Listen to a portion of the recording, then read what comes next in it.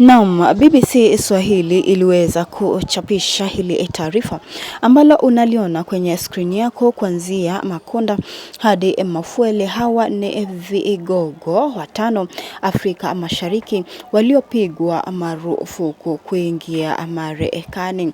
Kumbuka Makonda na Mafuele waliweza kupigwa marufuku wakati ambapo wanaharakati kutoka Kenya na Uganda ambapo waliweza kuishtaki serikali ya Tanzania inayoongozwa na Mama Samia Suluhu kuwa waliweza kudhulumiwa na haki za kibinadamu hazikuweza kuzingatiwa, na Marekani imekuwa ikitumia vikwazo vya visa kama moja ya njia muhimu za kidiplomasia hasa dhidi ya maafisa wa serikali na viongozi wanaotuhumiwa kwa ukiukwaji wa haki za kibinadamu, rushwa na kudhoofisha misingi ya kidemokrasia. Wakati ambapo Mafuele na Makonda waliweza kupingwa kuingia Marekani, wanaharakati pamoja na viongozi wa upinzani wameweza kumshtaki Rais Mama Daktari Samia Suluhu kwa serikali ya Marekani kuwa ni yeye ambaye aliongoza Mafuele na Makonda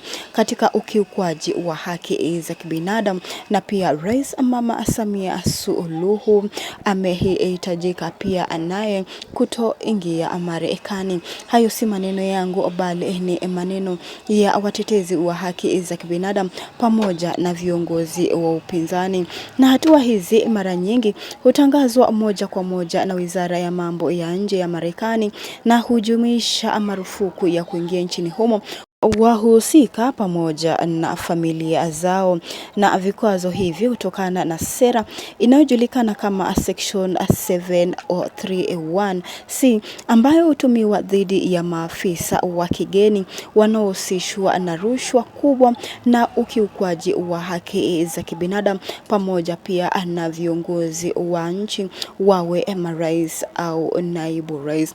Lakini tungependa kusikia kutoka kwako, tuandikie maoni yako kuhusiana na hili swala nzima.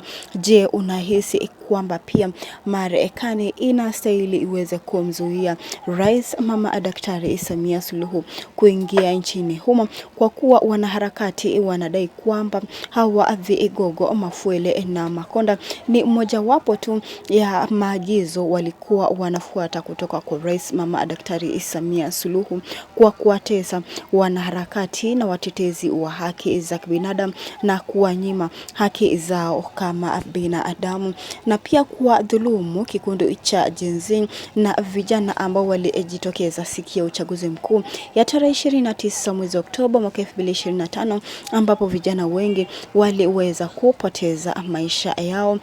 Pia kuongezeka kwa kutekwa nyara kwa wale ambao wanapinga serikali kama vile Humphrey Polepole, tangu kutoweka kwake, tangu kutekwa nyara kwake hajawahi kupatikana hadi siku ya leo, na watetezi wa haki za binadamu wameitaka serikali ya Marekani pia kuingilia kati uongozi wa Mama Rais Daktari Samia Suluhu.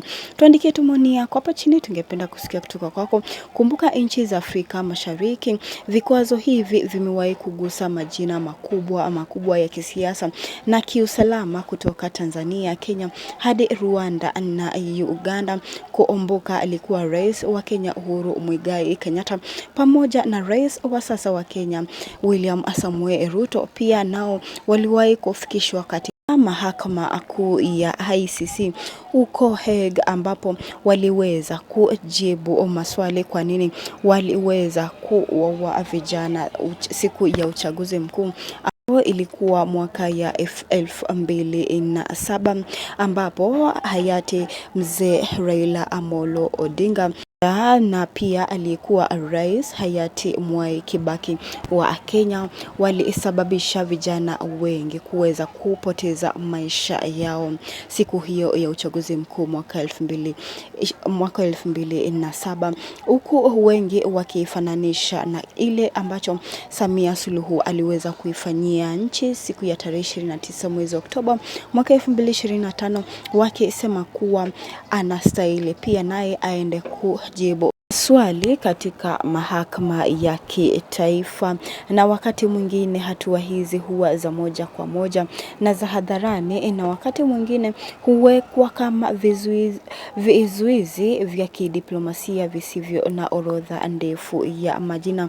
Kumbuka, Mafuele Makonda wao pamoja na familia zao hawaruhusiwi kuingia Marekani. Haya ni kwa sababu na vikwazo ambavyo viliweza kutokea siku ya uchaguzi mkuu, na pia kusababisha wanaharakati kutoka Kenya na Uganda kuumia au kuumizwa na kunyanyaswa na haki zao za kibinadamu ziliweza kudhulumiwa.